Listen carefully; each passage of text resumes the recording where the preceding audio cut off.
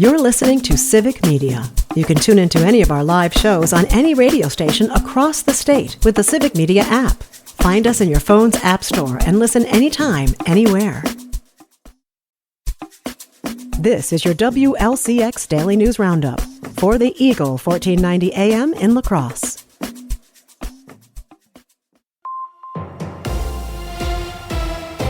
For 1490 WLCX, I'm Jimmy Kuska. Did you know? Earth Day began right here in Wisconsin. With more, here's Civic Media's Savannah Tomei Olson. Gaylord Nelson grew up in the Northwoods. He served as governor of Wisconsin from 1958 to 1962. He overhauled the state's approach to protecting natural resources and created more environmentally friendly jobs, eventually earning himself the name the Conservation Governor. When he moved on to U.S. Senate, he proposed the first Earth Day on April 22nd, 1970. The next 10 years became what's known as the environmental decade, where leaders passed landmark laws to protect the planet. UW-Madison is now home to the Gaylord Nelson Institute for Environmental Studies. Governor Nelson State Park in Waunakee carries his name, as do dozens of schools across the state. And his declaration of April 22nd as Earth Day has spurred millions of hours of volunteer work. Governor Tony Evers visited Governor Nelson State Park this morning to observe Earth Day today. The Board of Public Works took action on a town of Campbell well that hasn't been used in 4 years. The well, which hadn't been used since 2021 due to PFAS contamination, was the last in the township to be closed. It's also the closest well to the municipal sewer line. The Board of Public Works approved $50,000 to clear out equipment from the well, and the building will be repurposed into a wastewater lift station. A new well for the town of Campbell is expected to be in service 2 years from now. Over at City Hall, there's only a handful of committee meetings this week. On Wednesday, the Economic and Community Development Commission will consider 4 applications for community enhancement grants. Wednesday is also the next meeting for the City Administrator Work Group, which is in the process of creating a new position inside of city government. Later this week, the Redevelopment Authority and Commercial and Multifamily Design Review Committee will meet.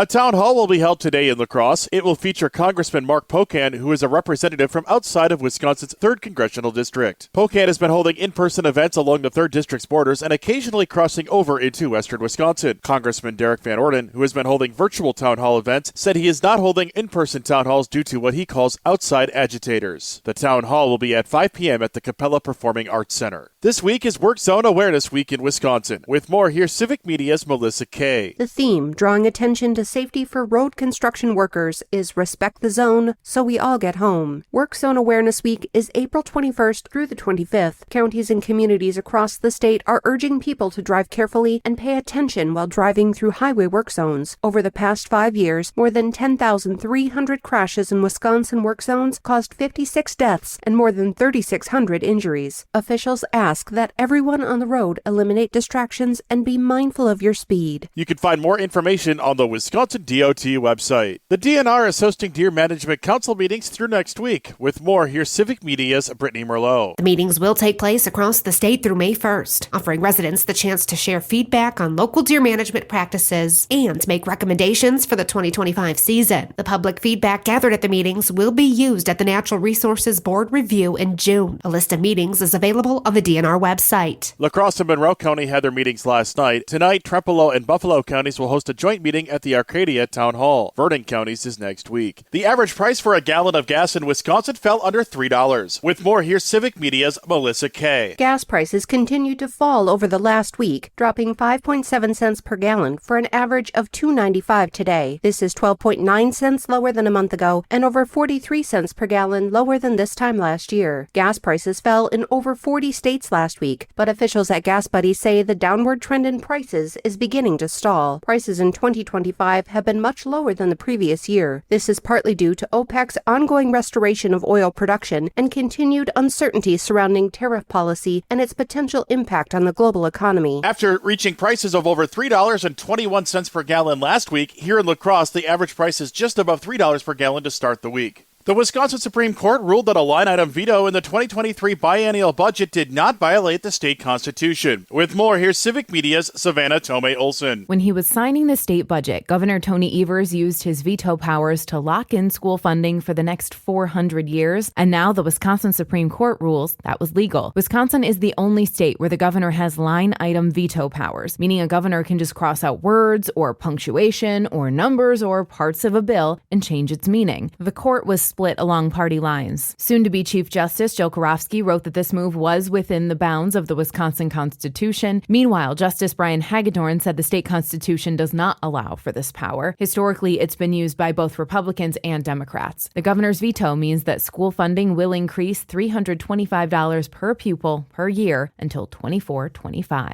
For Civic Media News, I'm Savannah Tomei Olson. The court's dissenting opinion called the majority ruling, quote, a blow to the Constitution. Here in La Crosse, we'll see warmer temperatures and several chances at rain this week. Today, we'll see clearing skies and a big warm-up to around 70 degrees in the Coulee region. The warmth will continue into tomorrow with scattered rain showers possible into tomorrow night. On Thursday, it'll be cloudy with rain chances increasing into Friday. Temperatures will stay around 60 degrees this weekend before rising again well into the 70s next week. We'll have more details in our Civic Media forecast. Download the free Civic Media app now at civicmedia.us/app. For $14.90 WLCX, I'm Jimmy Kuska.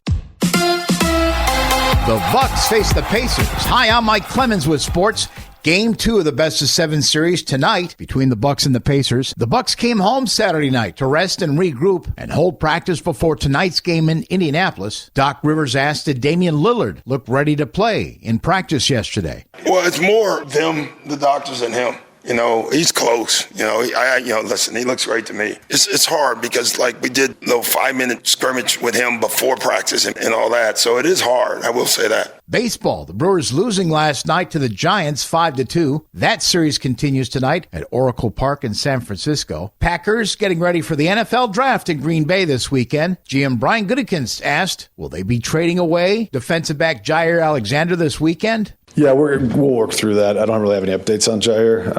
He's obviously on our roster right now. We'll see how the draft goes and then see where we are at that point. That's Brian Gutekunst with Sports. I'm Mike Clemens.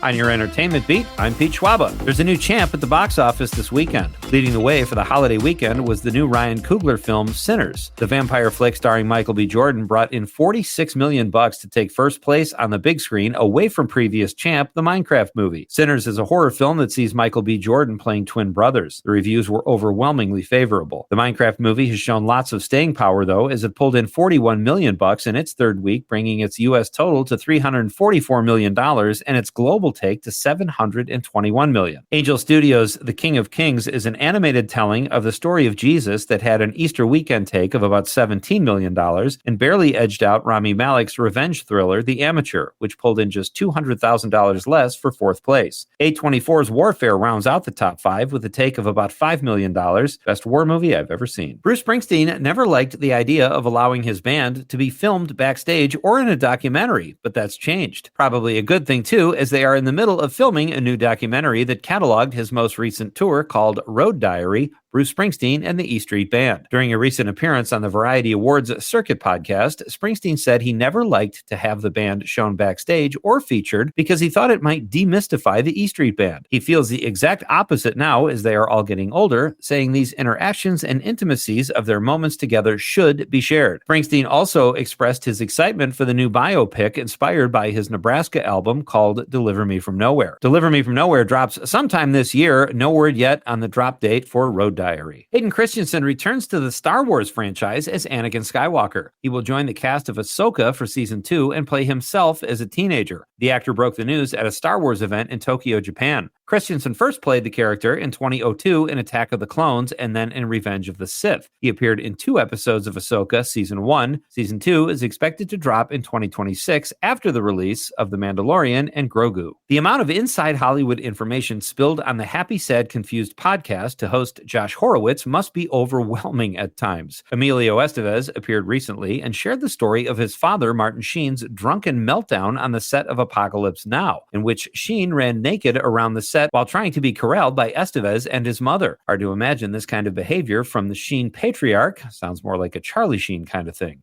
A shower or thunder shower this morning, then gradual clearing this afternoon. Our high today right around 70 with winds south to west at 5 to 15. Tonight, mostly clear, 44. Tomorrow, partly cloudy.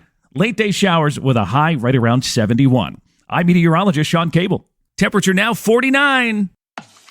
That's your WLCX Daily News Roundup from Civic Media. Subscribe to this podcast on Spotify, Apple, or wherever you find your podcasts. Find more news at lacrosseeagle.com.